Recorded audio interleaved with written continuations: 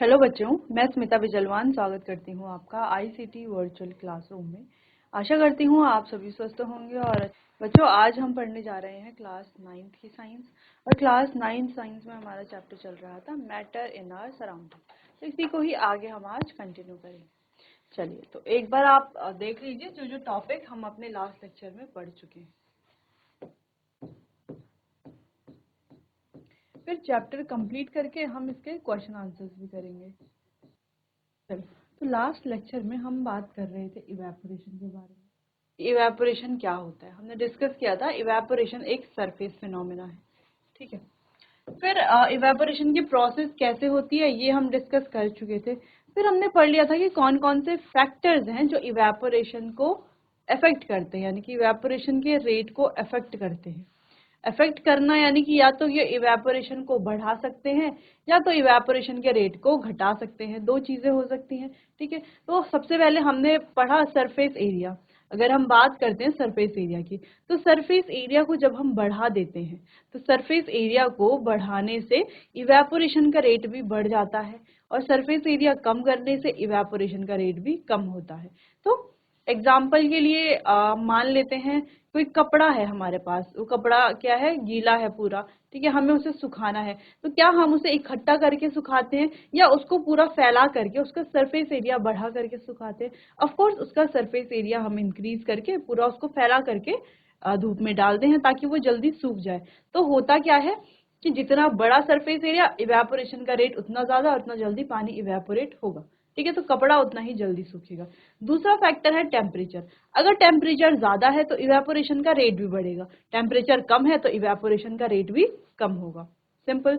Next है humidity. अगर humidity ज्यादा है तो इवेपोरेशन का रेट कम हो जाएगा, ठीक, क्योंकि अगर पहले से ही आसपास जो वाटर के वेपर्स हैं वो ज्यादा है तो और वेपर्स बनेंगे तो टाइम लगेगा, ठीक है। तो ह्यूमिडिटी, अगर ह्यूमिडिटी है, ठीक है, ह्यूमिडिटी अगर बढ़ी हुई यानी कि एयर में जो वेपर्स हैं उनकी मात्रा अगर ज्यादा है तो जो इवेपोरेशन का रेट है वो क्या हो जाएगा, कम हो जाएगा।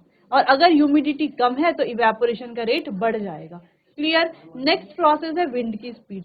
अगर विंड की स्पीड ज्यादा है तो इवेपोरेशन का रेट भी बढ़ जाएगा, यानी कि विंड की स्पीड इवेपोरेशन के रेट की डायरेक्टली प्रोपोर्शनल है। और अगर विंड की स्पीड कम है तो इवेपोरेशन का रेट भी कम हो जाता है, ठीक है।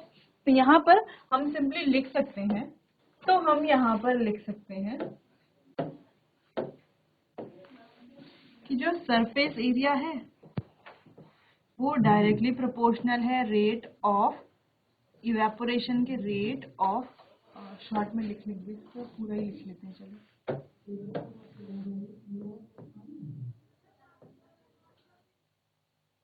रेट ऑफ ई यानी कि इवेपोरेशन, ठीक है। और जो टेम्परेचर है वो भी डायरेक्टली प्रोपोर्शनल है रेट ऑफ इवेपोरेशन के। इसके अलावा अगर बात करें विंड की स्पीड, विंड स्पीड ये भी डायरेक्टली प्रोपोर्शनल है रेट ऑफ इवेपोरेशन की, जबकि ह्यूमिडिटी रेट ऑफ इवेपोरेशन के इनवर्सली प्रोपोर्शनल है, ठीक है। ह्यूमिडिटी यानी कि ह्यूमिडिटी अगर बढ़ेगी तो इवेपोरेशन का रेट कम होगा, और इवेपोरेशन का रेट अगर ज्यादा होगा तो ह्यूमिडिटी कम होगी, ठीक है, ठीक है। ह्यूमिडिटी जब कम है तो इवेपोरेशन का रेट ज्यादा होगा, और ह्यूमिडिटी जब ज्यादा है तो इवेपोरेशन का रेट कम होगा।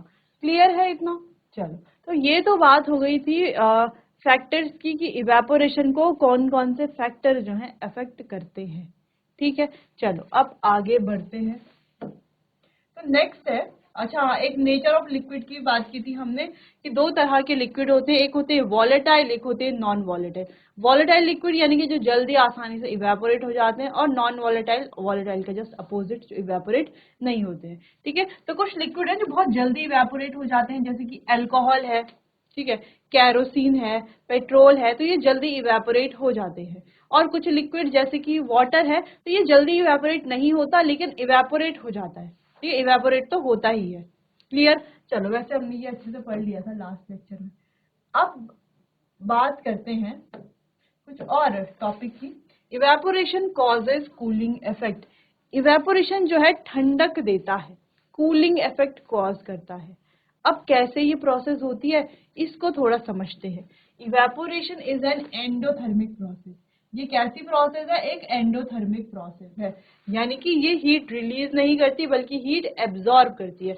एंडोथर्मिक प्रोसेस का मतलब क्या है?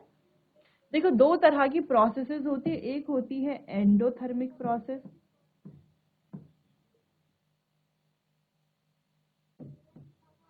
और एक होता है एक्सोथर्मिक प्रोसेस। दोनों में डिफरेंस क्या है? जो एंडोथर्मिक प्रोसेस है यहाँ पर हीट क्या होती है? एब्जॉर्ब होती है।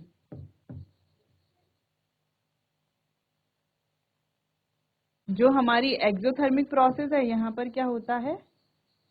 हीट रिलीज होती है। ठीक है, तो ये ध्यान रखना है एंडोथर्मिक और एक्सोथर्मिक में। चलो, तो कहा जा रहा है यहाँ पर कि जो इवेपोरेशन है वो एक एंडोथर्मिक प्रोसेस है। ठीक है, तो लिक्विड एब्जॉर्ब हीट, तो लिक्विड क्या करता है? हीट को एब्जॉर्ब करता है ड्यूरिंग इवेपोरेशन।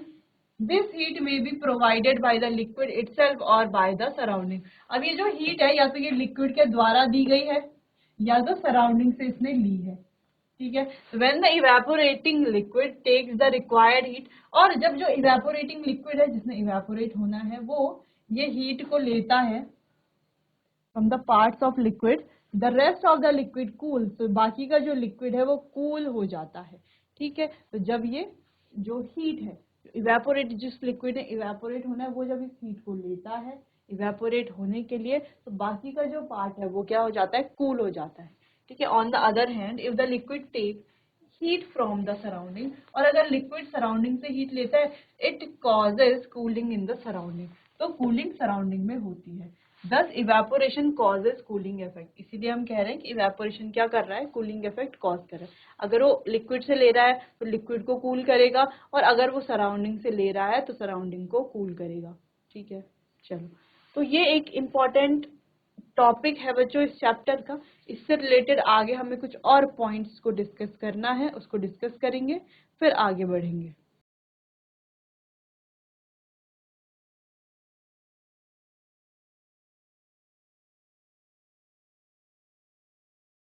चलो आगे बढ़ते हैं। अगला है टू मोर स्टेट, दो और स्टेट हमें पढ़नी है। इससे पहले थोड़ा इवेपोरेशन के बारे में कुछ और चीजें देख लेते हैं। ठीक है, अब हमें पता है इवेपोरेशन कूलिंग इफेक्ट करता है। ठीक है, समझ में आया कूलिंग इफेक्ट करता है। अब कैसे? जैसे आपने देखा होगा और सुना होगा, जो मटका होता है, मटका होता है जो, ठीक है, अर्दनवेयर जिसे हम कहते हैं, ये सर्दियों में, सॉरी, गर्मियों में ठंडा पानी देता है। क्या करता है? गर्मियों में ठंडा पानी देता है। तो ये ठंडा पानी कैसे दे रहा है गर्मियों में? है ना, आपने सुना है कि गर्मियों में लोग क्या करते हैं? मटके में पानी रखते हैं और मटके का ही पानी पीते हैं, क्योंकि मटके का जो पानी है वो ठंडा रहता है। ठीक है, मान लो उसी रूम में हमारे पास आरओ है। आरओ से जो पानी आता है, आरओ से जो पानी आता है वो तो नॉर्मल टेम्परेचर का होता है ना, अगर टेम्परेचर जिसके अकॉर्डिंग है उस पर डिपेंड करता है आरओ का पानी तो। ठीक है, लेकिन मटके का पानी जो है वो ठंडा रहता है। किस वजह से?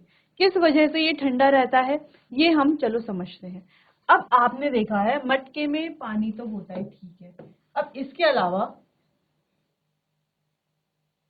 पानी ठंडा कैसे होता है इसके बारे में बात करते हैं। देखो, आरओ में तो नॉर्मल वाटर है, मटके में भी नॉर्मल ही होना चाहिए था जैसे आरओ में रहता है, लेकिन मटके का पानी ठंडा होता है। क्यों? इसके पीछे जो साइंस है उसको समझते हैं।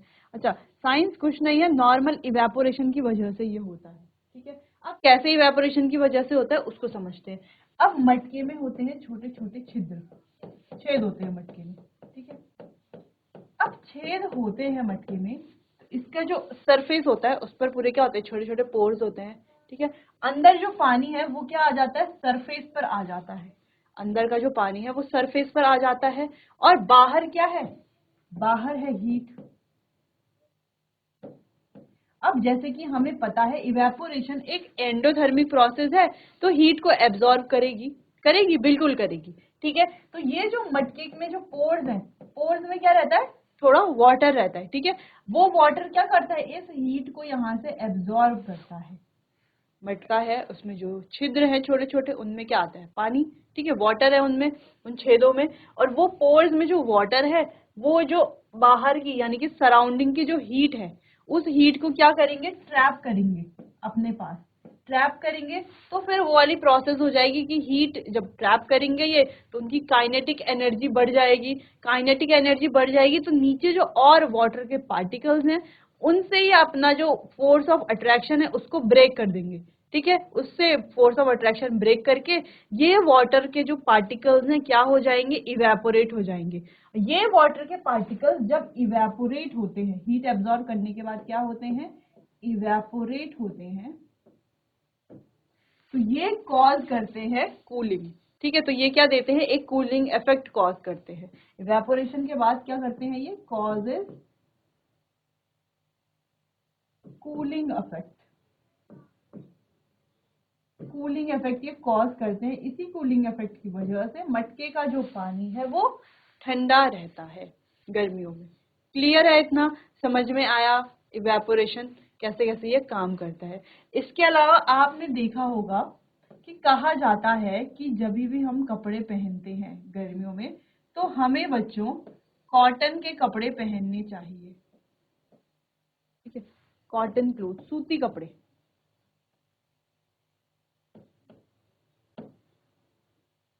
तो कॉटन के कपड़े क्यों पहनने चाहिए, देखो कॉटन के कपड़े इसीलिए पहनने चाहिए क्योंकि गर्मियों का सीजन है, तो हमें बहुत ज्यादा जो हमारी बॉडी है वो स्वेट करती है, यानी कि पसीना बहुत ज्यादा आता है, ठीक है। उस पसीने को ये क्या करते हैं, ये जो कॉटन के कपड़े होते हैं इनमें भी छोटे छोटे पोर्स होते हैं कॉटन के कपड़ों में, बिल्कुल होते हैं। तो जो कॉटन के क्लोथ्स हैं, इनके जो ये पोर्स हैं, इन पर जो है हमारा जो स्वेट है, पसीना है, इन पर चला जाता है, ठीक है। अब ये क्या करते हैं, सराउंडिंग से जो हीट है उसको एब्जॉर्ब करते हैं। ये जो पार्टिकल्स थे ये क्या करेंगे, सराउंडिंग से हीट को एब्जॉर्ब करेंगे और इवेपोरेट होंगे, ठीक है। इवेपोरेट होंगे तो फिर से क्या होगा, कूलिंग इफेक्ट ये देंगे। तो सूती कपड़े पहनने से जो है हमें ठंडक का एहसास रहता है, ठंडक हमें लगती रहती है, ठीक है। सेम इवेपोरेशन का जो ये प्रिंसिपल है, सेम प्रिंसिपल पे कूलर भी काम करता है, कूलर भी इसी प्रिंसिपल पे काम करता है। क्लियर है इतना, चलो तो इतना आपको समझ में आया कि कैसे कैसे जो है ये प्रोसेस होती है, इवेपोरेशन कैसे मटके का पानी ठंडा रहता है, या ऐसा क्यों कहा जाता है कि गर्मियों में हमें सूती कपड़े पहनने चाहिए, क्योंकि सूती कपड़े पहनने से इवेपोरेशन होगा, इवेपोरेशन ज्यादा होगा तो ये कूलिंग इफेक्ट कॉज करेगा, ठीक है, जिससे हमें ठंडक बनी रहेगी, टेम्परेचर जो है सही रहेगा। क्लियर है इतना, चलो तो ये कुछ इंपॉर्टेंट चीजें हैं। और ये जो हमने अभी पढ़े हैं कुछ ये इंपॉर्टेंट पॉइंट्स, ये हम क्वेश्चन आंसर्स जब करेंगे चैप्टर के, तो वहां भी हमें दिखेगा, तो वहां भी हम इसे दोबारा जो है चैप्टर में दोबारा क्वेश्चन आंसर के साथ इसको डिटेल में डिस्कस करेंगे, ठीक है। चलिए इतना आप नोट कीजिए।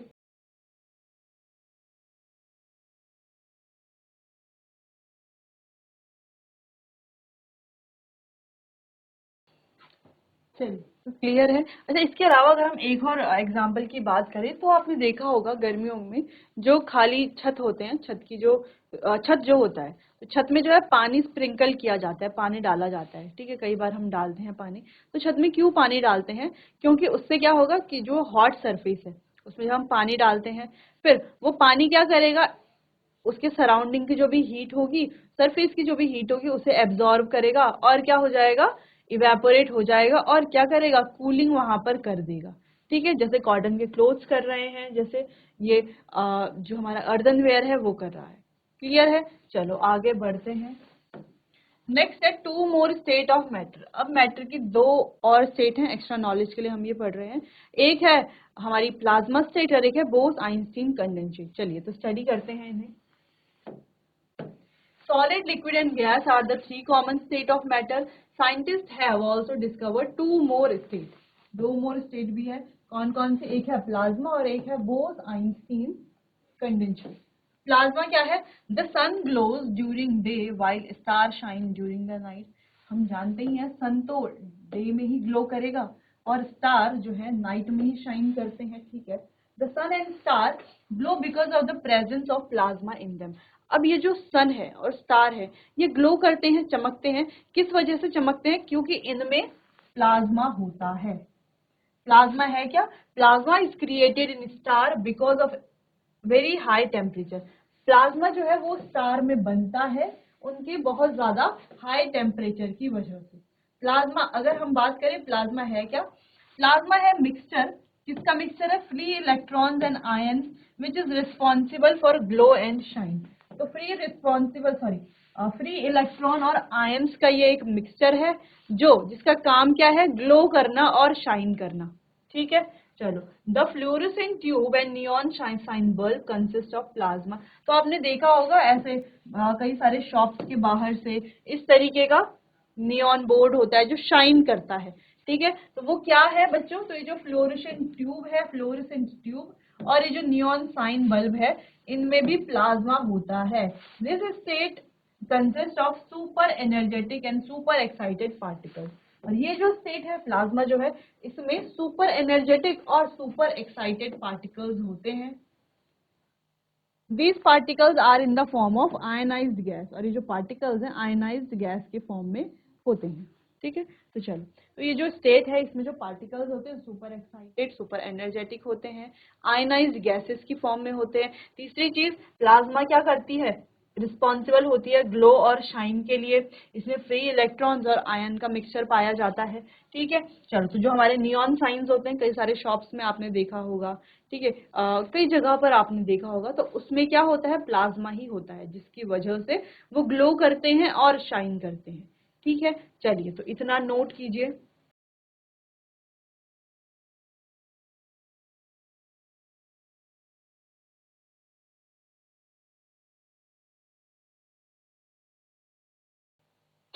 चलिए आगे बढ़ते हैं और हमारी जो अगली नेक्स्ट जो स्टेट है वो है Bose Einstein condensate.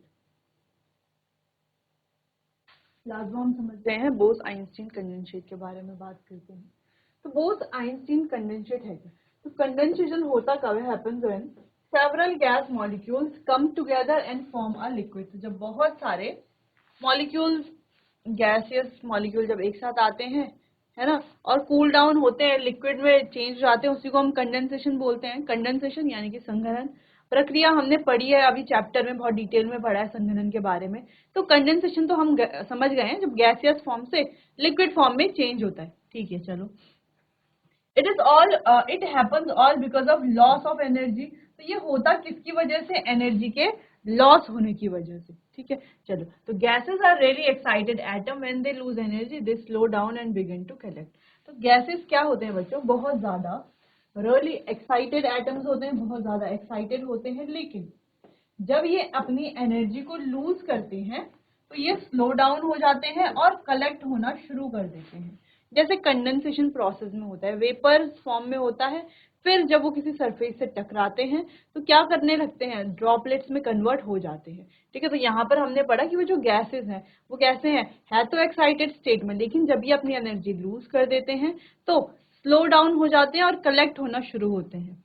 These particles can collect into one drop। ये जो पार्टिकल है एक ड्रॉप में कलेक्ट हो सकते हैं। Water condenses on the lid of your pot when water boils. तो आपने देखा होगा कि जब वाटर बॉईल होता है, अगर हमने जिस भी पैन में, जिस भी कंटेनर में हम वाटर बॉईल कर रहे हैं, अगर हमने उसमें एक लिड लगाई हुई है तो वो जो पानी है वो लिड पर क्या होता है? कंडेंसेट होता है ना, लिड पर जाता है, उसके सरफेस से टकराता है और फिर ड्रॉप्स में नीचे बन करके आता है। ठीक है, चलो, ये तो थोड़ा कंडेंसेशन के बारे में ज्यादा हो गया। ठीक है, चलो। It cools on the metal and becomes a liquid again. तो ये किसी मेटल के सरफेस पर टकरा करके फिर से लिक्विड बन जाता है। You would then have a condensate. तो हमें एक कंडेंसेट उस तरीके से मिलता है। ठीक है, तो वो क्या है जो हमें वो मिला है लिक्विड? वो क्या है? कंडेंसेट। उसे क्या कहेंगे? एक कंडेंसेट। ठीक, तो 1995 में दो साइंटिस्ट थे, Cornell and women, finally created this new state of matter. तो 1995 में ये न्यू स्टेट जो है वो क्रिएट की गई।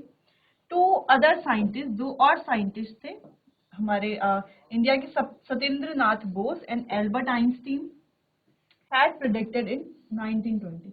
उन्होंने इसे 1920 में ही प्रिडिक्ट कर दिया था और फिर 1995 में ये क्रिएट की गई। ठीक है, ये जो कंडेंसेट है बोस आइंस्टीन कंडेंसेट, फिर इसका नाम रखा गया।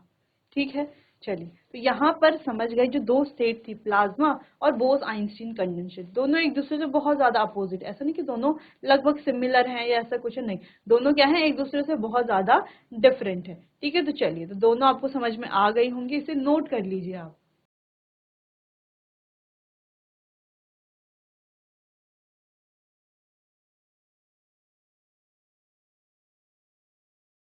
चलिए क्लियर इतना।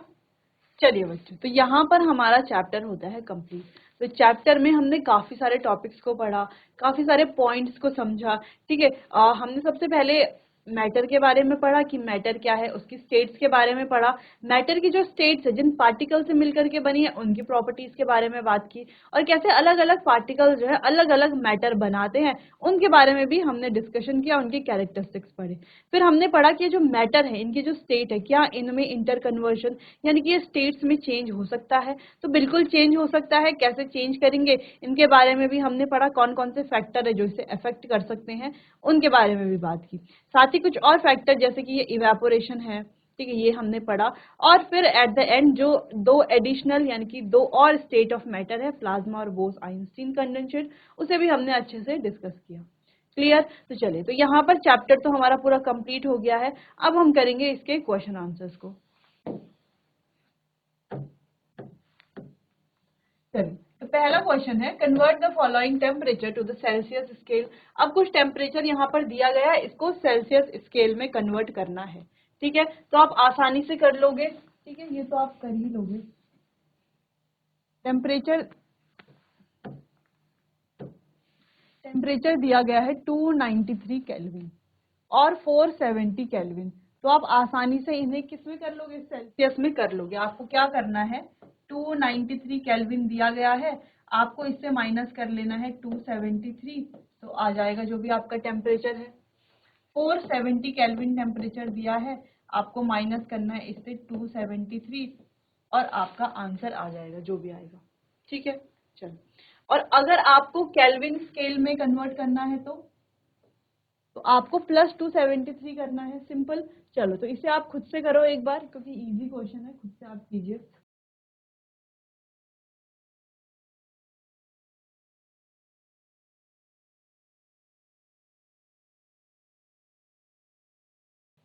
चलो तो सॉल्व कर लोगे तो ये आ जाएगा। ठीक है, 20 डिग्री सेल्सियस 197, तो ये आ जाएगा 197 डिग्री सेल्सियस। ठीक है, चलो क्लियर। चलो तो अगर आपको दिया हुआ है टेम्परेचर टू केल्विन स्केल, कुछ टेम्परेचर दिया है, मान लो 20 डिग्री सेल्सियस दिया हुआ है टेम्परेचर, इसको कन्वर्ट करना है केल्विन स्केल में, तो आप कैसे करोगे, सिंपली आप 20 प्लस 273 कर लोगे, ये आ गया आपका 293 केल्विन। आपको टेम्परेचर दिया गया है 197 डिग्री सेल्सियस, इसको केल्विन में करना है तो कैसे करोगे, 197 प्लस 273 कर लोगे,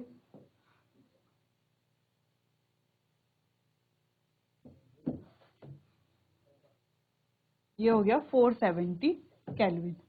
ठीक है, तो इस तरीके से तो सेल्सियस से केल्विन में टेम्परेचर चेंज करना है, केल्विन से सेल्सियस में, आप आसानी से सॉल्व कर लोगे। क्लियर है इतना। चलो आगे कुछ और क्वेश्चंस हैं यहाँ पर बच्चों। उससे पहले आपके लिए कुछ क्वेश्चंस हैं जिनको आपसे खुद से करना है। ठीक है, तो कुछ टेम्परेचर है जैसे कि 28 degree Celsius, 47 degree Celsius, 88 degree Celsius, 122 degree Celsius. ठीक है, इन सभी को आपको चेंज करना है केल्विन में, और 498 केल्विन, 4 केल्विन, 101 केल्विन, ये कुछ क्वेश्चन है केल्विन में जिन्हें आपको कन्वर्ट करना है सेल्सियस में। ठीक है, और इन्हें केल्विन में चेंज करना है एंड आपको फ़ारेनहाइट स्केल में भी चेंज करना है। ठीक है, तो फॉर्मूले हमें पता है, पढ़ा हुआ हमने है पहले से, तो आप इसको पहले नोट कर लो, तो होमवर्क में आपको ये करके आना है। ठीक है,